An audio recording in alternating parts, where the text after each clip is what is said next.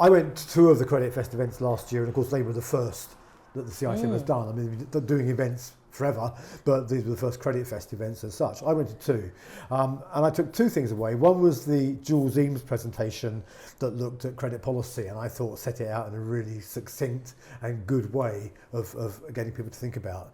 And the other was a sort of a part of a presentation by Paula Swain, the lawyer, who talked about the fact that when someone has used AI and ChatGPT to present a case for court, very often they can spot that because suddenly they're very coherent and very articulate when previously they weren't. And that's an interesting take on the ChatGPT model, which is that, you know, people use it inappropriately or without thought, they end up almost exceeding themselves, and that's a bad thing in terms of what you're showing to the audience. Yeah, I think what I took away from last year's events was, apart from it being a bit of a personal hurdle for me, because I love talking to people, just not in a particularly formal setting. So presenting last year was, albeit nerve-wracking, but a wonderful experience, and I hope people managed to take something away from it.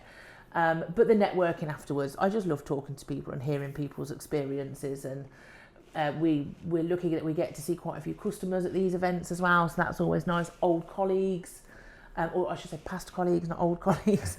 And just get to see the CICM community and hear all about how they're getting on and what they're experiencing. Is it the same as what we're experiencing? And I think if you can be part of any type of networking event, you'll always take something away from it.